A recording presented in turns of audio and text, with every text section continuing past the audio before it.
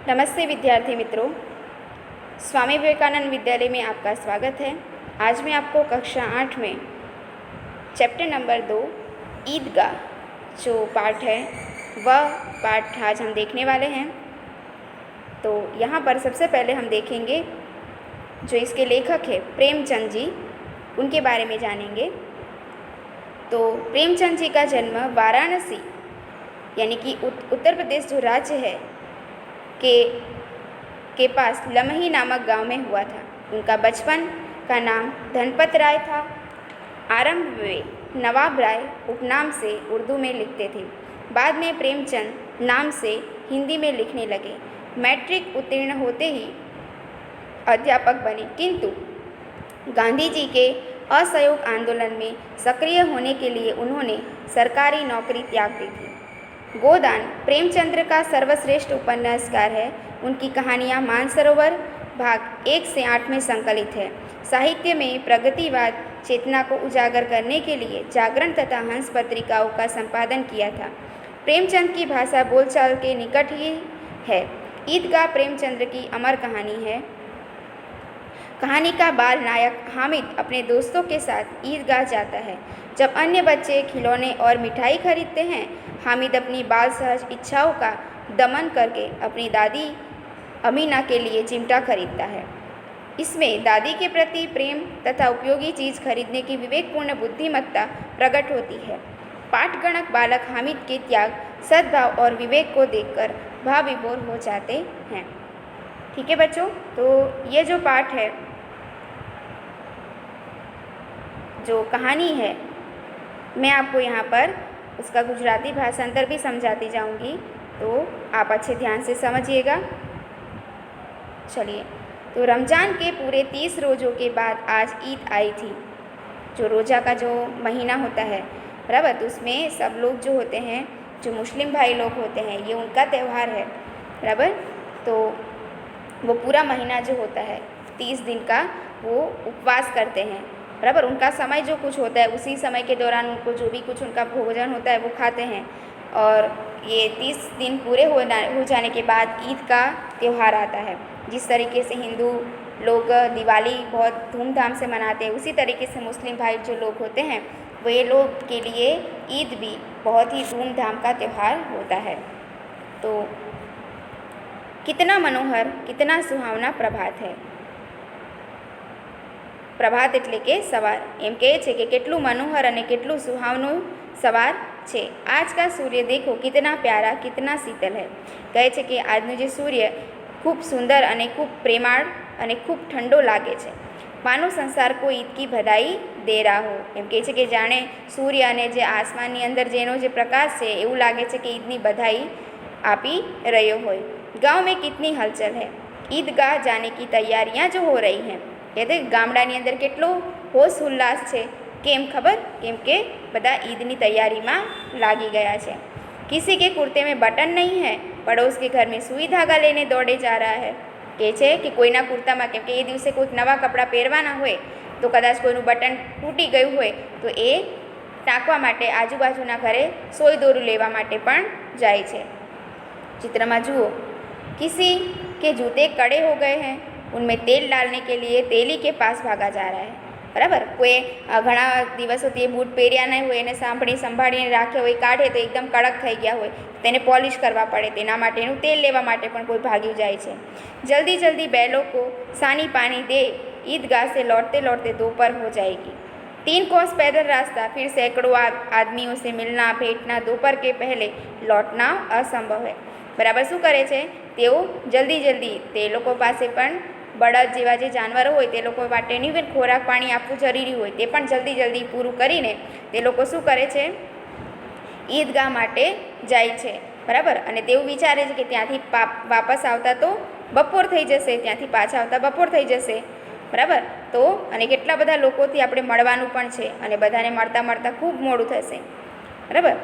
અને ત્યાંથી બપોર પહેલાં પાછા વળવું એ અસંભવ છે. लड़के सबसे ज़्यादा प्रसन्न हैं. किसी ने 1 रोज़ा रखा है, वह भी दोपहर तक. किसी ने वह भी नहीं, लेकिन ईदगाह जाने की खुशी उनके हिस्से की चीज़ है. બરાબર. અને એમાં તો બાળકો ખૂબ પ્રસન્ન દેખાઈ રહ્યા છે. નાના બાળકો છે તો કોઈએ એક રોઝા પણ રાખ્યું છે અને કોઈએ અડધો યાની કે બપોર સુધીનું રાખ્યું છે અને કોઈએ એ પણ નથી રાખ્યું. પરંતુ ઈદગાહ જવા માટેની જે ખુશી છે એ બધાના ચહેરા પર છલકાઈ રહી છે. રોજે બડે બૂढ़े કે लिए होंगे, उनके लिए तो ईद है. બરાબર. રોજા તો મોટા લોકો માટે હશે, પરંતુ એમના માટે તો માત્ર ઈદ છે. રોજ ઈદ કા નામ રટતે થે, આજ વહ આ ગઈ. રોજ ઈદની રાહ જોયા કરતા હતા અને આજે તે આવી ગઈ. जब जल्दी पड़ी है कि लोग ईदगाह क्यों नहीं चलते, सबको जल्दी पड़ी है तो लोग जाते क्यों नहीं हैं, એવું વિચારે છે. उनकी अपनी जेबों में तो कुबेर का धन भरा हुआ है. બરાબર. કેમ કે ઈદગાહ જઈ રહ્યા છે તે લોકો ખૂબ અઢળક પૈસા લઈને જઈ રહ્યા છે, કેમ કે ત્યાં મેળો પણ લાગ્યો હશે, ત્યાં લોકો ખરીદી કરશે, નવી નવી વાનગીઓ ખાશે, તો ખૂબ પૈસા જોઈએ. એવા વિચારથી તેઓ પોતાના ખિસ્સામાં જાણે કુબેરનું ધન ભર્યું હોય એ રીતે તેઓ જઈ રહ્યા છે, તેવી તૈયારી કરી રહ્યા છે. बार बार जेब में से अपना खजाना निकाल कर गिनते हैं और खुश होकर फिर रख देते हैं. શું કરે છે? નાના નાના બાળકોને જો એમના મમ્મી પપ્પાએ પૈસા આપ્યા હશે વાપરવા માટે તો તેઓ ખુશ થઈ ગયા છે અને વાર પોતાના ખિસ્સામાંથી પૈસા કાઢે છે અને ગણીને પાછા પોતાના ખિસ્સામાં પાછા મૂકી દે છે. महमूद गिनता है, 1 2 10 12, उसके पास 12 पैसे थे. વિચારો, 12 પૈસે, 12 રૂપિયા પણ નહીં, 12 પૈસા. એટલા પૈસા મળવાથી પણ તે મહેમૂદ જે છે કેટલો ખુશ દેખાઈ રહ્યો છે. મોહસિન કે પાસ 1 2 8 9 15 પૈસે हैं અને મોહસિન પાસે 15 પૈસા છે. इन्हीं अनगिनत पैसों से अनगिनत चीज़ें लाएंगे, એટલે કે આવા અગણ્યા પૈસાથી આપણે અગણી વસ્તુ લાવીશું. ખિલોના, મિઠાઈયા, ગેંદ ઓર જાને ક્યાં ક્યાં. રમકડા, મીઠાઈ, બોલ વગેરે શું કેટલું બધું આપણે લઈ આવી શકશું એવું વિચારે છે. ઓર સબસે જ્યાદા પ્રસન્ન હૈ હામિદ. અને આ બધાની વચ્ચે હામિદ નામનો જે છોકરો છે એ ખૂબ જ પ્રસન્ન દેખાઈ રહ્યો છે.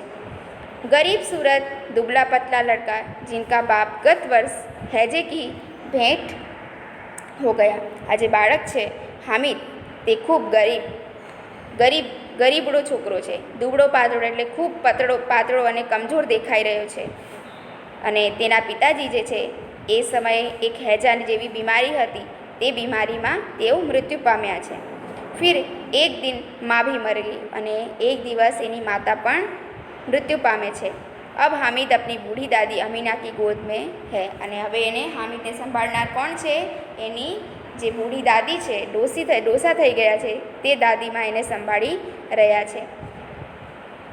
और उतना ही प्रसन्न છે અને એની દાદીની સાથે રહેવાની સાથે એ ખૂબ જ પ્રસન્ન છે. हामिद के पाँव में जूते नहीं हैं, सिर पर एक पुरानी टोपी है जिसका गोटा काला पड़ गया है. હવે હામિદે શું પહેર્યું છે, શું વસ્ત્ર ધારણ કર્યા છે કહે છે. હામિદના પગમાં બૂટ પણ નથી અને માથા પર એક જૂની પુરાની ટોપી છે અને જેની અંદર જે ગોટો લગાવેલો નાના છોકરાને એક ફૂમતાવાળી ટોપી હોય એવું એક એણે જે ટોપી પહેરી છે એ પણ ખૂબ જૂની હોવાના કારણે તે કાળી પડી ગઈ છે. ફિર ભી વહ પ્રસન્ન હૈ, પરંતુ તો પણ આટલી વ્યવસ્થા ન હોવા છતાં પણ તે ખૂબ ખુશ જણાઈ રહ્યો છે. અભાગીન અમીના अपनी कोठरी में बैठी रो रही है.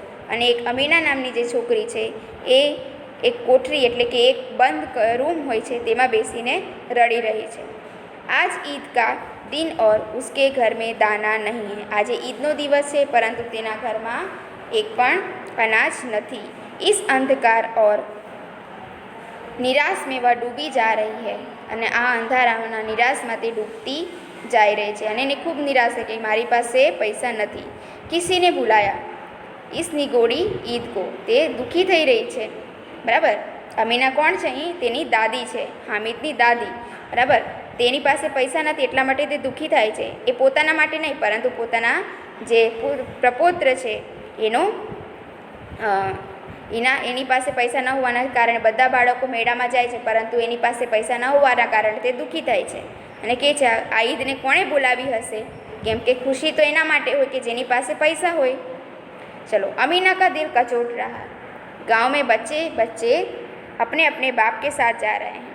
हामिद का बाप अमीना के सिवाय और कौन है? उसे कैसे अकेले जाने दे. उस भीड़ भाड़ में बच्चा कहीं खो गया तो क्या होगा? नहीं, अमीना उसे यूँ न जाने देगी. नन्ही सी जान 3 कोस चलेगा कैसे, पैरों में छाले पड़ जाएंगे, जूते भी तो नहीं हैं, कुल 2 आने पैसे बच रहे हैं, 3 पैसे हामिद की जेब में, 5 अमीना के बटुए में। અને પાસે જે બી થોડા ઘણા પૈસા હતા તે એને આપે છે।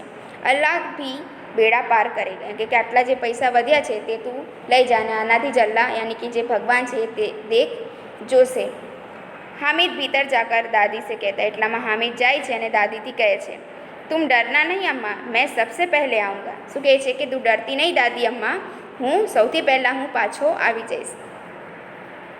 गांव में मेला चला और बच्चों के साथ हामिद भी जा रहा था। कभी दौड़कर आगे निकल जाता, फिर किसी पेड़ के नीचे खड़े होकर साथ वालों का इंतज़ार करता। हामिद के पैरों में तो जैसे पर लग गए थे और वह कभी थक सकता था यानी कि એને તો મેળામાં જવાનો એટલો ઉત્સાહ હતો, એના પગ નાના નાના હતા પરંતુ એના પગ થાકવાના હતા નહીં, કેમ કે એને ખુશી હતી ઈદગાહ જવા માટે।